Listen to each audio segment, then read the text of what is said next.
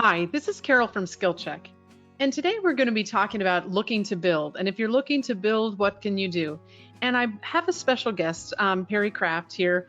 And I'm so interested in hearing about what you have to say, Perry, because it's, especially when, or for me, okay, I'm just going to put it back to me. I go through times in storage where I manage a lot and then we go through development period and then we go just to management. And it feels cyclical to me because I've been in it so long. But I do think, if you're looking to build, getting good information is critical, right? And I think Absolutely. your company really helps with doing this. And I just wanted to, just talk about how we can, get good information and continue to really do a good job what we're doing.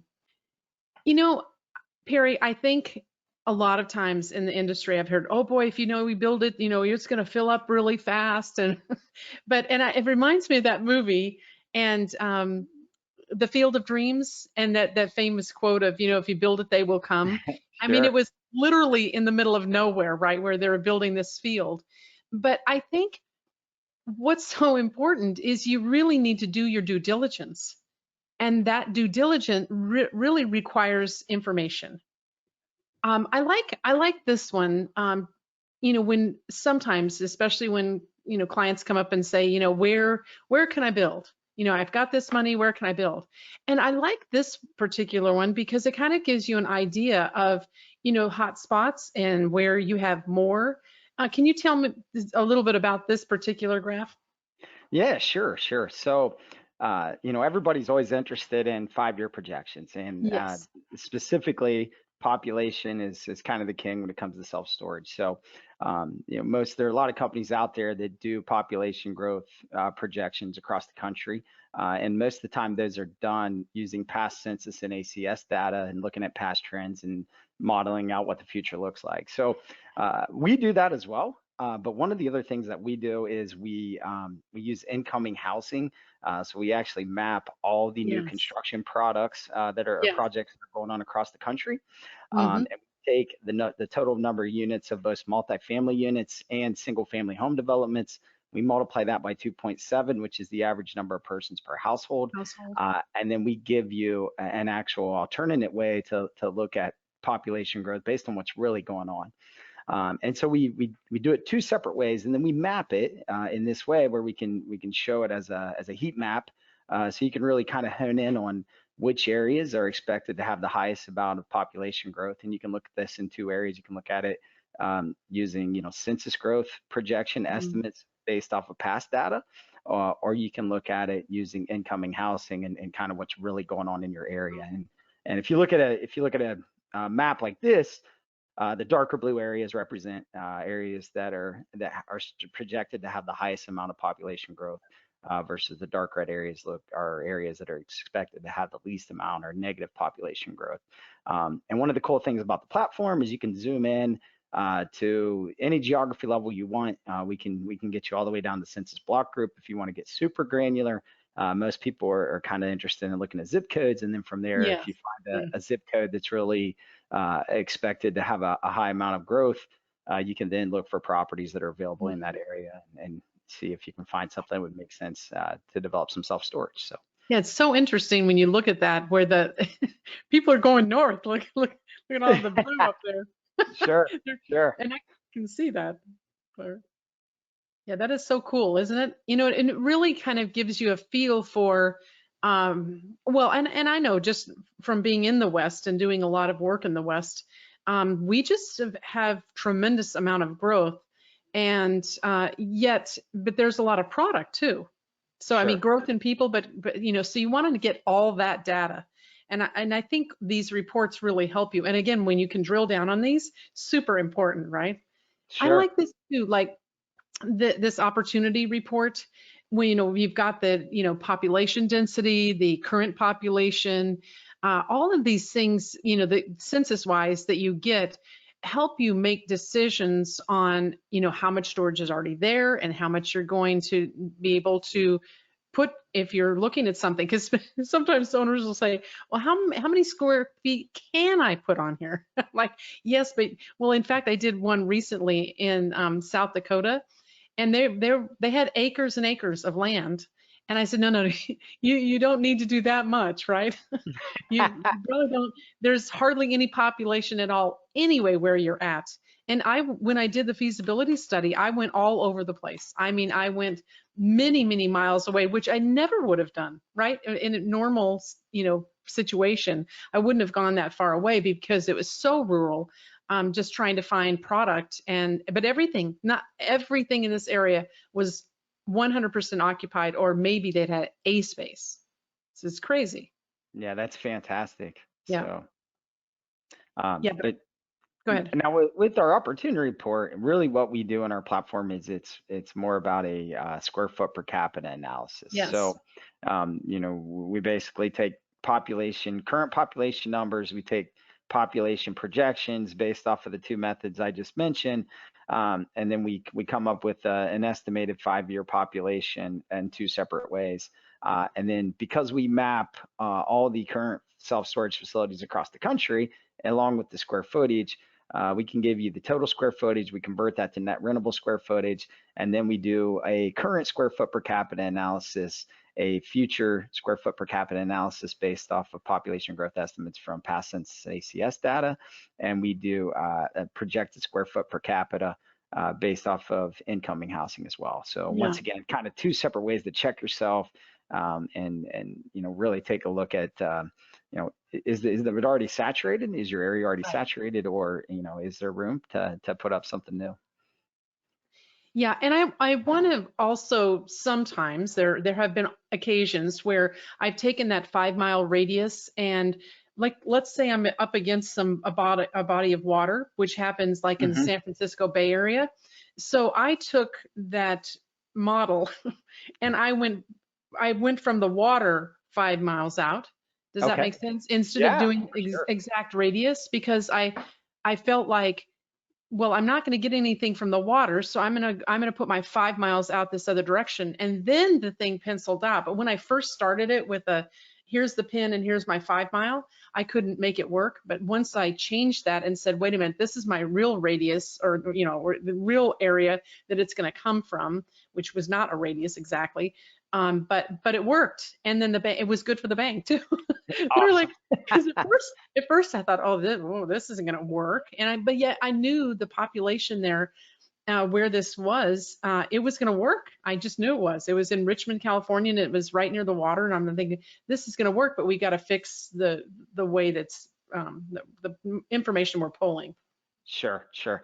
And you also, within the platform, is you can pretty much establish any trade area that you want. You could do a radius, you could do a drive time. So for instance, if you have water and, maybe a drive time is a little bit more of an accurate way to measure it as well. You could do a Right. custom area if you wanted, maybe instead of a 15-minute drive time, you wanted 17 for some reason. You can really do whatever you want to build out that trade area for your Yeah, analysis. that's excellent. I also like, just the database of having the 54,000 facilities, so where the competitors are. That's critical, isn't it? I mean, to be able to know and map who your competitors are. And I also, it's so funny because sometimes the bank will say, well, you've got these competitors, and it seems like there's too much in the area. But the problem is, if they're all full, then and there's a pent up demand, then I can at least show that, especially with knowing what facilities are there, and how full they are too, right? Sure, sure, absolutely. And this is one of the things that we've worked super hard on. Our platform's been around for about a year so far, and Yeah. when we first started, we had roughly around 47,000 facilities. And in the past year, we've worked hard to, develop and use some proprietary methodologies to really amp up our facility coverage across the United States. And so we're proud that we represent about 54,000 now. We continue to grow on that. Yeah. We also, represent another 1,700 in new construction. So the yellow pins that you'll see in the visualization, those Hmm. are actually self-storage facilities that are currently in construction. So, Yeah. um, you know, Look at that. we're That's incredible, isn't it? Yeah, it's awesome. And we actually have worked on that data too. We've recently gone from 1,200 up to close to 1,700. We're working with some other partners that have some more information about those, so you get a complete description about what's going on there, along with the square footage and some Hmm. owner information and that type of thing. So to your point, I mean, it's super important to know the This is Florida, competition. isn't it? And Right, this one is in Florida. yeah, this is in Florida, I believe. Just Yeah. guess. Yeah. So, but yeah, it's super important to, to try to get all the facilities you possibly can. And, everybody Right. misses one here and there, but we feel like the coverage is really good. And specifically too, there's a big trend of, looking out into secondary and tertiary markets right now. And, we want to make sure that we're hitting all those facilities out there too. And you'll have some mom and pop ones and some ones that, maybe nobody's ever heard of. So, we want to make sure we're hitting those so that our platform can be useful for those markets also. Yes. Yeah, I like this one too, getting that radius and analysis, whether it's because sometimes again, I watch that, whether it's 1, 3, or 5 mile radius that I'm looking at. But even when I was doing the stuff in South Dakota, I was looking at a 10-mile radius, Mhm. and you think, wait a minute, but here in South Dakota, you don't mind driving, Sure. you expect to drive. I mean, it's just not the same in a city, is it? So having this data for cities and for the rural areas is really nice, and being able to pull out that, you know, for sure, go further out if you need to based on the property you're looking at to build. Yeah, absolutely. Yeah. And then, like I said before, you can do custom radiuses, custom drive times, and really take it out as far as you want. And, it really does, depend on your area. If you're in New Yeah. York City and super densely populated area, you might build a 1 mile radius and, maybe nobody wants to drive there. But I myself live in rural Ohio. If you're in my area, I mean, you might drive up to 30 minutes Yeah. for a self storage unit, and that's not a problem. So, But look at even the larger circles, with 1,000 or more housing starts. I mean, we look for houses, we look for rooftops, right?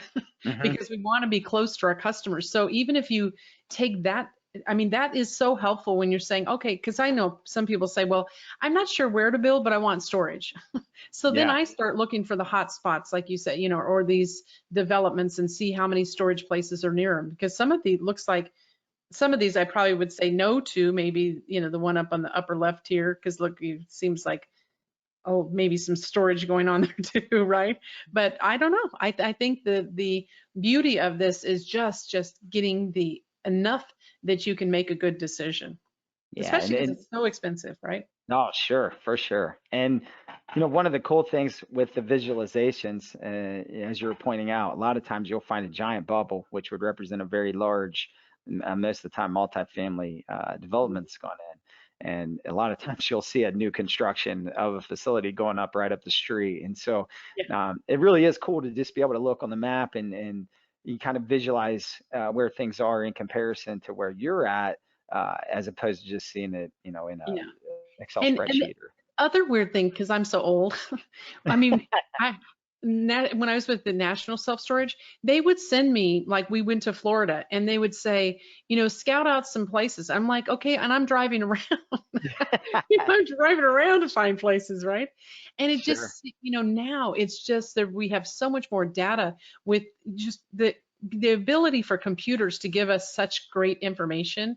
And well, again, getting that data into the computer to where we can use it and use it like this, we make much better decisions on, and don't have properties that, well, I don't see as many as I used to that were just, and I'm thinking, wow, who did the study on this one?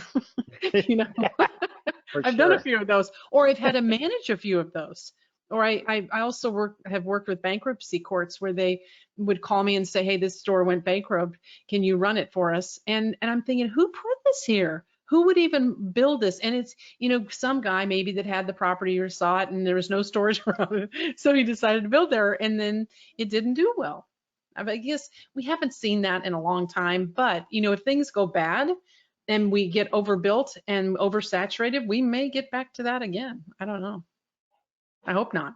Hope not. Yeah, for sure. Hope not. But again, that is exactly why that people need to get your data.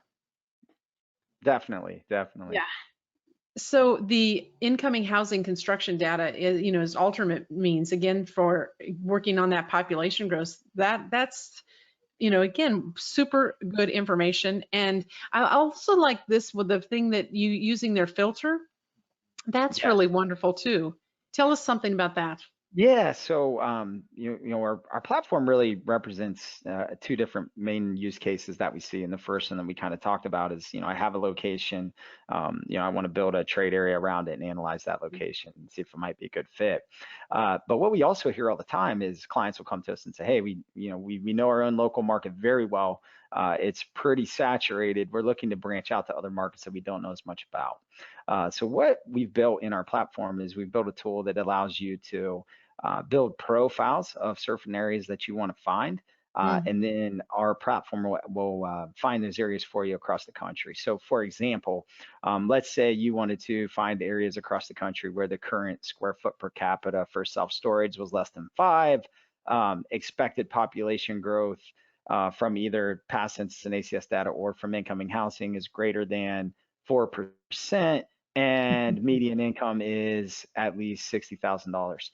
yeah, You could put those in as your parameters, and our platform will locate those areas across the country. And I once love again, you that. can use different geo levels. A lot of Mm. times, we talk about zip code, and then you can find areas or properties for sale in those zip codes that could potentially be a good fit. So, Yes.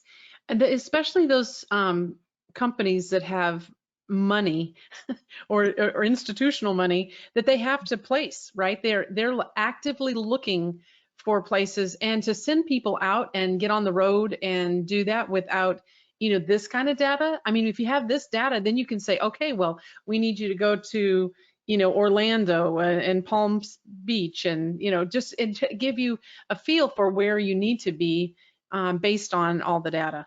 That's sure. way easier than what we've just, I feel like we've, licked our finger and said, okay, the wind's blowing this way.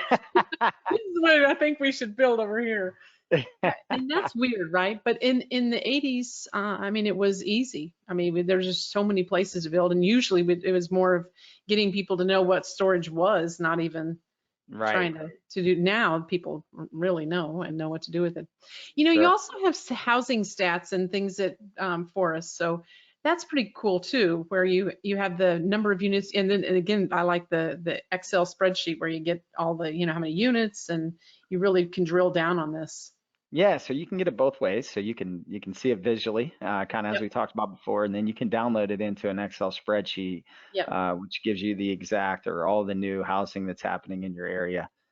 So in this case, you see there's 4 of them. You can see exactly how big the housing unit is, what stage of construction it's in, and you do get the square footage and how far it is from your specific point. So. Yes, and these are all, going look, newish, right? In the Mhm. bidding, and so knowing that they're building those and you're going to have customers come in there, it's perfect for storage. That's excellent. Yeah. And we're actually we're working on a big upgrade right now that I'm excited to talk about. So it's Yeah. probably about 2 months away. We're also going to start showing you not just where all the new housing is happening, but where everything new is happening. So where's Oh, there a new restaurant going in? Where's there a new right. warehouse? Where is there a new business or Yeah. uh, whatever? And so we're excited about that as well. That way we can actually kind of give you a whole visual picture of what's happening, and is there an area that has a ton of new businesses going in or in construction, and is that the next area that's getting ready to take off, and boom. So Yeah. Wow, that is so nice. Well, Perry, thank you so much for the time today. And we're going to have your information here so you can people can get in contact with you. And if they sa- need help or have any questions. But thank you so much for being here. And any other thing to tell us or yeah, no, I thank you, Carol. We really yeah, appreciate the opportunity to be a part of your show and to kind of yeah, showcase what we have. wonderful. We're excited. about what we've got so far. We're fairly new, but we've grown a lot in the last I year, and we love have that. big Yeah. plans coming as well. So, I think, Perry, so the interesting thing about this is, I think the storage business is welcoming, and I think having new companies like yours come in and say, hey, we want to show you what we've got. We're pretty fantastic. So, it having data and really progressing. Sometimes, some builders are old school and they don't really find all this information and data so important, but it's extremely important. And it makes the decision so much easier when you're not sure, especially have multiple places you're looking at, or again, maybe you're a store quest and you're trying to find places in an area where you already have 3 stores and you need 5 or 7 to be able to, have a good hold on that market. sure. It's really hard to have a one-off It, somewhere, and then you need to find more so that you can actually run it well. Does that Sure, make sense? sure. Yeah, absolutely. And the market, I mean, it's been so welcoming for us. Oh, It's exciting to be a part of this market. The many customers that we already have been super helpful in helping us continue to build out the platform, make it better, and we wouldn't be where we were at today without this. So, yeah, that's uh, neat. we wanted to be a platform that could provide, there's companies out there that are really expensive that have some of this data, maybe they only focus in MSAs. We really Yes, want to be a provider that can, be more affordable, especially for a lot of the smaller players, and also focus in secondary and tertiary markets. So, perfect.